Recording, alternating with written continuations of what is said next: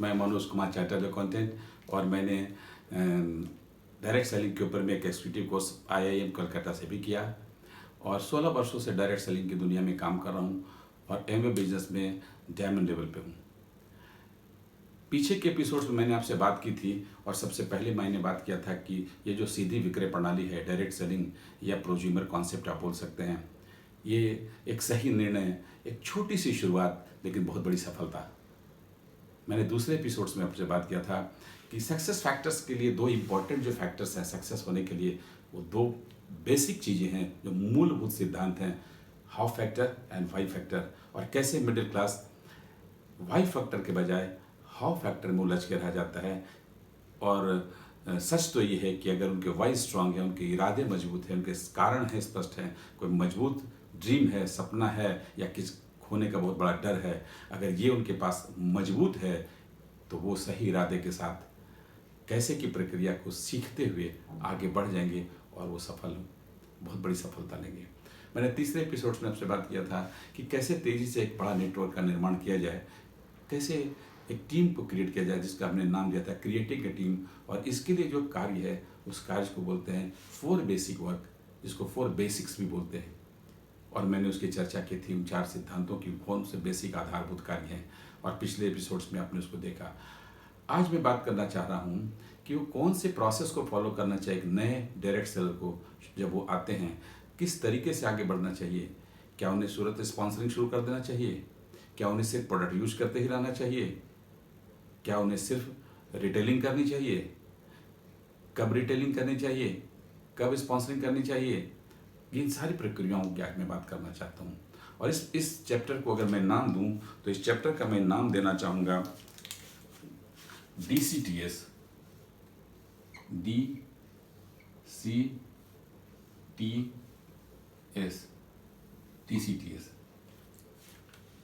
ये DCTS क्या है? ये सही सक्सेस पाथ है, सफलता का सही रास्ता है, और इस रास्ते से कदम दर कदम अगर बढ़ा जाए तो आपकी सफलता निश्चित, मजबूत, जल्दी और बड़ी होने वाली है। D stands for distributor, C stands for customer, T stands for turnover, and S stands for sponsoring। जब मैं D की बात कर रहा हूँ, डिस्ट्रीब्यूटर की बात कर रहा हूँ, तो मेरा मतलब है कि क्या आप सही मायने में बिजनेस के इरादे से हैं या प्रोडक्ट खरीदने के लिए सिर्फ इस बिजनेस में आए हैं। अगर आप सिर्फ प्रोडक्ट खरीदने के लिए इस बिजनेस में आए हैं तो ये मेरा जो आज मैं बताने वाला जो बात कर रहा हूँ, ये आपके काम का नहीं है। आपको अच्छे प्रोडक्ट की क्वालिटी चाहिए, अच्छी सर्विस चाहिए, और वो आपको आपके व्यक्ति कोई न कोई एमबी डिस्ट्रीब्यूटर आपको देगा, डायरेक्ट सेलर देगा। लेकिन अगर मैं बात करूं कि आप इस बिजनेस को करने के लिए हैं तो सबसे बड़ी ये बात समझनी पड़ेगी आपको कि एक बिजनेसमैन का माइंडसेट क्या होता है। वो इन्वेस्टमेंट मेंटेलिटी होती है, वो काम को मूड के हिसाब से नहीं करता है, वो काम को कंडीशंस एंड सिचुएशन के हिसाब से नहीं करता है, रदर वो अपने रूटीन के हिसाब से करता है। वो दृढ़ निश्चयी होकर करता है, वो हर परिस्थितियों में अपने रोजगार की चिंता करता है, और कैसे वो सारे काम को करते हुए वो आगे बढ़ जाता है। ये जो अंतर है एक बिजनेसमैन का, उनकी मानसिकता का, और एक कस्टमर की मानसिकता में, ये सबसे बड़ा अंतर है। तो अगर आप इस बिजनेस की सही शुरुआत करना चाहते हैं तो सबसे पहले आपको समझना पड़ेगा कि आप इस बिजनेस के डिस्ट्रीब्यूटर हैं और ये एक बिजनेस है, और आपने ये ऑफलाइन कहिए या ऑनलाइन कहिए या वर्चुअल होम शॉप कहिए, आपने इसकी इनफैक्ट एक शुरुआत कर दी है। हाँ, पूंजी इसमें भले ही बड़ी ना लगती हो, रिस्क इसमें भले ही ना हो, समय का लचीलापन हो, किसी बड़े स्किल या ज्ञान की जरूरत ना हो, लेकिन एक सामान्य ज्ञान की जरूरत होती है। आप किसी भी जगह पर बैठ के, घर से बैठकर या किसी भी जगह से बैठकर, आपके पास सिर्फ एक स्मार्टफोन होना चाहिए, कुछ कॉन्टैक्ट्स होने चाहिए, मजबूत इरादा होना चाहिए, सही मेंटोर होना चाहिए, और एक दृढ़ इच्छा शक्ति के साथ आप आगे बढ़ते हुए कर सकते हैं। तो सबसे पहले बिजनेस माइंडसेट में अगर मैं, जैसा मैंने बात किया, तो इसे हम अगर नाम दें तो सही नाम इसका होगा इसकी कि कैसे हम कहेंगे कि ये व्यक्ति एक बिजनेस में आ गया है, वो डिस्ट्रीब्यूटर वास्तविक रूप में बन गया है। साइन कर देने से, रजिस्टर कर लेने से, ज्वाइन करने से कोई व्यक्ति बिजनेसमैन नहीं बनता है। उसकी सही शुरुआत होनी चाहिए, जिसे हम कहते हैं PGS, प्रॉपर गेटिंग स्टार्टेड।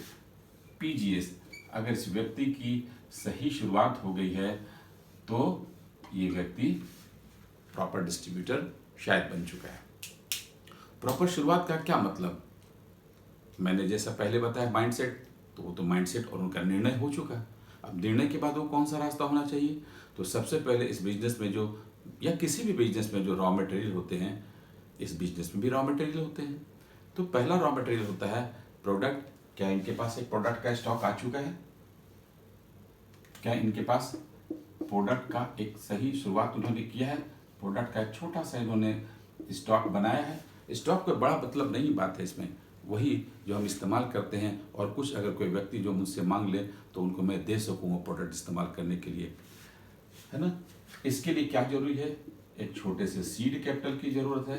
कितना सीड कैपिटल की जरूरत है ये आप पे निर्भर करता है। इस बिजनेस में इसका कोई कंपलसरी नहीं है, कोई कंपल्सन नहीं कि आपको इसी कैपिटल से शुरू करना पड़ेगा। बिजनेस तो in fact startup cost is nil, registration cost is nil, लेकिन आप सही ढंग से सीड कैपिटल लगाकर आप 10,000 के रुपीज से शुरू कर सकते हैं, आप 20,000 के रुपीज से शुरू कर सकते हैं, आप 50,000 रुपीज से इस बिजनेस को शुरू करते हैं। What ever you think you can, जैसी आपकी विजन है, जैसी आपकी सोच है, जैसी आपकी फाइनेंशियल सिचुएशन है, जैसी आपकी परिस्थितियां हैं, आप उसी हिसाब से शुरू कर सकते हैं। और इस तरीके से आप एक छोटा सा प्रोडक्ट का स्टॉक बनाते हैं, एक वर्चुअल शॉप की तरह, एक होम शॉप की तरह। और सबसे बड़ी बात है कि आप इसके पहले सेटिस्फाइड कस्टमर भी होते हैं। दूसरी बात, इस प्रोडक्ट का आप क्या करेंगे, या तो आप कस्टमर को दे देंगे या आप नेटवर्क पार्टनर बनाएंगे। इन दोनों ही परिस्थितियों में आपको दूसरा जो रॉ मटेरियल है उसको कहते हैं पीपल लिस्ट। यानी इस बिजनेस के जो दो रॉ मटेरियल है वो है P for product and P for people list. कितने लिस्ट बनाएं? आप जितना बड़ा लिस्ट बनाएं उतना बड़ा आपका व्यापार, जितना बड़ा आप लिस्ट बनाएं उतनी जल्दी आपकी फैलाव, आप जितना बड़ा लिस्ट बनाएं उतना बड़ा आपका सेल्फ इमेज और कॉन्फिडेंस, आप जितना बड़ा लिस्ट बनाएं उतना बड़ा आपका लॉ ऑफ एवरेज और उसका रिजल्ट। लिस्ट बनाने में किसी प्री जजमेंट की जरूरत नहीं है। लिस्ट बस इसलिए कि वो व्यक्ति का लिस्ट बनाना है इसलिए आप लिस्ट बनाइए। और लिस्ट वाले चैप्टर पर मैंने पिछले एपिसोड में बात ऑलरेडी किया था, फिर एक अलग से मैं इसका वीडियो बनाऊंगा सिर्फ लिस्ट मेकिंग पे कि लिस्ट कैसे बनाया जाए। वो 10-12 मिनट की एक वीडियो होगी। आज हम इससे आगे बढ़ते हैं, लेकिन हाँ, एक लिस्ट आपको बनाना चाहिए और एक प्रॉपर तरीके से बनाना चाहिए। और लिस्ट की कॉपी आपके जो स्पॉन्सर पार्टनर हैं उनको आपको देना चाहिए और उनके साथ बैठ के डिस्कस करना चाहिए कि कहाँ से कैसे और किस तरीके से शुरुआत की जाए। इसके बाद आपको इस बिजनेस की थोड़ी सी अंडरस्टैंडिंग भी तो चाहिए, समझ भी तो चाहिए। और ये कहाँ से आएगा?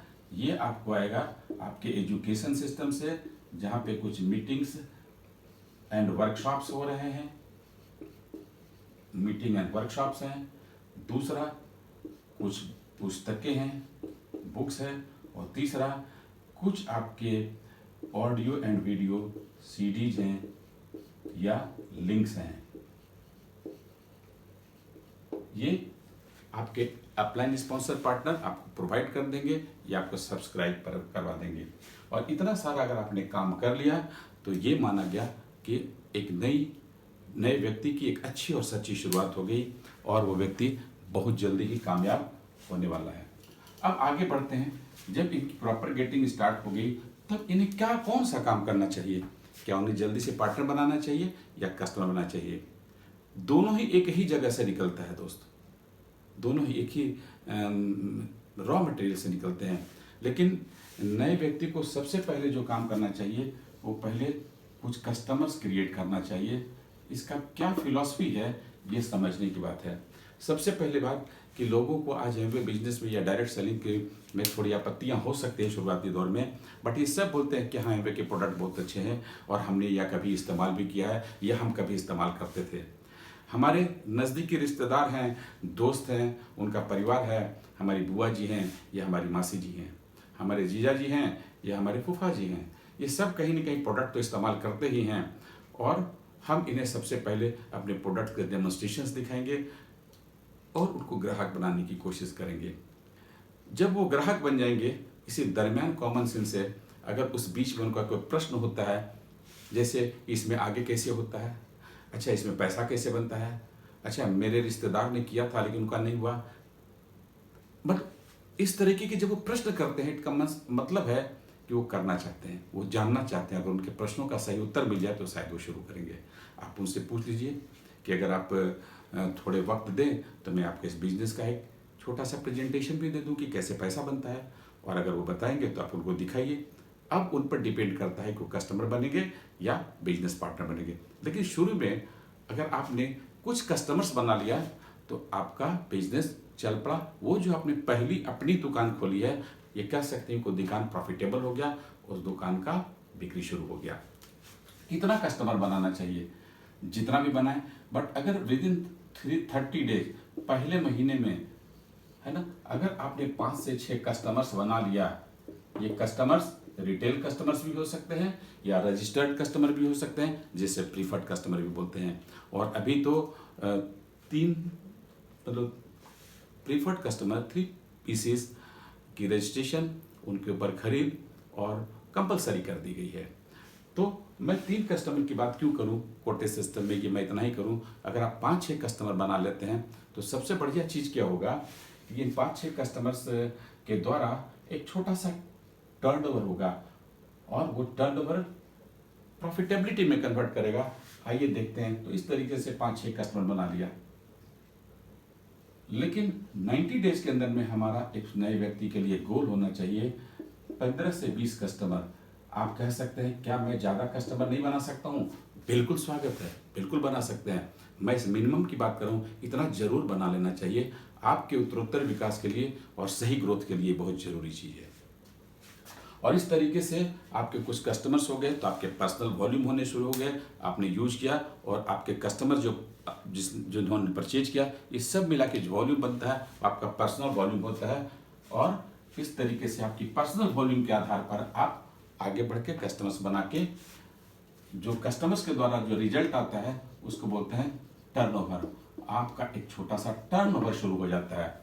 5-6 कस्टमर और आपने अगर इस्तेमाल किया और आपने सही शुरुआत की है, अगर 10,000 रुपये से भी अगर आपने शुरू किया, एक छोटा सा मान लो जिसे 100 पॉइंट्स कहते हैं, तो इस तरीके से 5-6 कस्टमर मिलके करीब 200 से 300 पॉइंट वैल्यू का बिजनेस उनका होने लगेगा, आपका पर्सनल होने लगेगा, पर्सनल लेवल पे। और इस तरीके से आप अपने ही पर्सनल वॉल्यूम के आधार पर आप इस पहले बेसिक जो 3% का कमीशन लेवल है, इसे अचीव कर लेते हैं। यहाँ आपको 3% का कमीशन लेवल भी मिलता है, आपको ट्रेड डिस्काउंट भी 10% का मिलता है, आपको कस्टमर सेल्स इंसेंटिव के भी पैसे जो डिफरेंशियल मिलते हैं करीब इस लेवल पर करीब 7% का, वो भी मिलता है।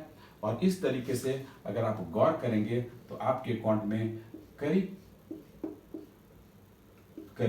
4,000 रुपये के आसपास का एक एवरेज इनकम बनता है। किसी का 3,000 होगा, किसी का 4,000, किसी का 5,000 एक इनकम बनता है। दोस्त, प्रश्न ये है कि किसी व्यक्ति को प्रोडक्ट अच्छा लग गया, वो प्रोडक्ट्स के कॉस्ट एंड क्वालिटी से संतुष्ट हो गया, यूज करने के बाद उस व्यक्ति को अपनी टीम से भी अच्छा लगने लगा, एक अच्छा रिलेशनशिप बन गया, एक ट्रस्ट एंड गुडविल का रिलेशन बना, एक फ्रेंडशिप फैक्टर बना, यानी उन्हें प्रोडक्ट से प्यार हो गया, उन्हें आपसे प्यार हो गया। और अगर उनके अकाउंट में कुछ पैसा भी आ गया तो वो कौन सा कारण है कि वो बिजनेस से फिर वापस आएगा? कभी वापस नहीं जाएगा, वो इस बिजनेस को कंटिन्यू करेंगे और इस बिजनेस में आगे बढ़ने की कोशिश करेंगे। और अगर वो बाहर इस बिजनेस से अगर नहीं जाते हैं तो इस बिजनेस में वो आगे बढ़ेंगे। और आगे बढ़ते हुए अब क्या काम करना चाहिए कि जब आपने छोटी सी टर्नओवर कर ली, बनानी शुरू कर दी, यानी आपका जो पर्सनल आपने दुकान खोला था, जो ब्रांच आपने लगाया था अपना, वो शुरू हो गया, वो चलने लगा। और अब आप चौथे और अंतिम फैक्टर पे आते हैं, जिसे स्पॉन्सरिंग बोलते हैं या क्रिएशन ऑफ टीम बोलते हैं या क्रिएटिंग अ नेटवर्क बोलते हैं, नेटवर्क का निर्माण। और इस तरीके से आप अपने ही जैसे लोगों को बिजनेस पार्टनर बनाना शुरू कर देते हैं। कितने बिजनेस पार्टनर बनाने चाहिए शुरू के महीने में? जितना बनाए उतना अच्छा। लेकिन अगर इस बिजनेस में गौर करेंगे तो कुछ कमीशन लेवल भी है, कुछ इंसेंटिव्स भी है, और कुछ ऐसे इंसेंटिव्स आगे आपको मिलते हैं जिसको ब्रोंज बॉन्ड इंसेंटिव या ब्रोंज बॉन्ड बिल्डर इंसेंटिव्स बोलते हैं। और ये दोनों का जो कंडीशन है वो एक पहला कंडीशन है कि उनमें 3 उनके लेग्स होने चाहिए। 3 उनकी फ्रंट लाइन्स होने चाहिए। BFI के लिए 3% तीनों लोगों का होना जरूरी है, और ब्रॉन्ज बिल्डर इंसेंटिव के लिए तीनों ही लोगों का कम से कम 6% लेवल पे होना जरूरी है, और इनमें दोनों में उनको मिला के करीब 35% का एक्स्ट्रा इंसेंटिव मिलता है। तो इसलिए मैं ये सजेस्ट करूंगा कि जितने भी बनाएं, लेकिन पहले 3 मजबूत, 3 सुरक्षित अपने लेग्स जरूर बिजनेस पार्टनर्स जरूर शुरू करें। अब जितना ज़्यादा करेंगे उतना अच्छा है। मैंने क्या बताना चाहा इसमें DCTS के फॉर्मूले में, कि जब आप इस बिजनेस में आते हैं, प्रोडक्ट का इस्तेमाल करते हैं, आपको बिजनेस का डिसीजन लेते हैं, बिजनेस की आपकी अंडरस्टैंडिंग आती है और आप आगे बढ़ते हैं, तो आपने सबसे पहले जो बनाना है वो कस्टमर नेटवर्क। कस्टमर नेटवर्क, उनसे आपका एक छोटा टर्नओवर हुआ, जिससे आप प्रॉफिटेबल हो गए। आप बेसिक एक अपने ही दम पर अपने लेवल पे बिजनेस हो गया। अगर कोई स्पॉन्सरिंग नहीं हुआ तो भी आप प्रॉफिटेबल हो गए। और इसके साथ साथ आगे चलते हुए उसी पहले महीने में अगर हमने 3 अच्छे लोगों को स्पॉन्सर कर दिया तो हमारा तो दुकान चल ही पड़ा। हमने 3 जो नए लोगों का दुकान खुलवाया, उनको भी प्रॉपर डिस्ट्रीब्यूटर बनाते हुए, उनके नीचे भी कस्टमर बनाते हुए, उनकी भी एक अच्छी टर्नओवर बनाते हुए, उनके भी दुकान को प्रॉफिटेबल किया। और इस तरीके से मैं तो प्रॉफिटेबल हुआ, हमारे साथ जुड़े हुए लोग भी प्रॉफिटेबल हुए, और जब लोग भी प्रॉफिटेबल हुए, आप भी प्रॉफिटेबल हुए, प्रोडक्ट से भी मोहब्बत हो गया, आपकी टीम के लोगों से भी आपको अच्छा लगने लगा, मोहब्बत हो गया, आपको कंपनी की अंडरस्टैंडिंग हो गई, आपके अकाउंट में पैसे आने लगे, यानी अब आपका पॉइंट ऑफ नो रिटर्न से आप ऊपर हो गए, और अब आप इस बिजनेस में आगे ही बढ़ेंगे और आगे ही बढ़ते चले जाएंगे। और आप तो आगे बढ़ेंगे ही, इसी तरीके से आपके चेक्स आपको मोटिवेट करेंगे, और आपके चेक्स आपके डाउनलाइंस को भी मोटिवेट करेंगे, और इस तरीके से एक दूसरे को मोटिवेट करते हुए आप आगे बढ़ जाएंगे और धीरे धीरे सफल हो जाएंगे। कहते हैं अच्छी शुरुआत, सच्ची शुरुआत, सही निर्णय, जल्दी निर्णय और सिद्धांतों पर आधारित सीखते हुए काम करना, सही तरीके से काम करना, बड़े मकसद के लिए काम करना आपको जरूर सफल बनाएगा। आपके सपने भी पूरे होंगे और आप लोगों के भी सपने पूरे कराएंगे। तो सक्सेस का जो सबसे पहला पाथ है, सक्सेस पाथ, उससे आप DCTS याद रखेंगे। DCTS, इस रास्ते से अगर आप गुजरते हैं, आते हैं, कस्टमर बनाते हैं, टर्नओवर क्रिएट करते हैं अपना, और फिर लोगों को स्पॉन्सर करते हैं, उन्हें डिस्ट्रीब्यूटर प्रॉपर बनाते हैं, प्रॉपर उनकी शुरुआत करते हैं, उनके कस्टमर क्रिएट करते हैं, उनके पर्सनल टर्नओवर शुरू हो जाते हैं, वो प्रॉफिटेबल होते हैं, आप सफल हो जाते हैं। जय हिंद, जय भारत। फिर मिलेंगे अगले एपिसोड में, जिसमें आपको बात करूंगा कि टीम को मेंटेन कैसे किया जाए, मेंटेनिंग ए टीम का क्या मतलब है, what are the 9 core steps, और 9 कोर स्टेप्स के एक एक बिंदुओं को बात करूंगा। और मैं आपको फिर अगले एपिसोड में मिलूंगा।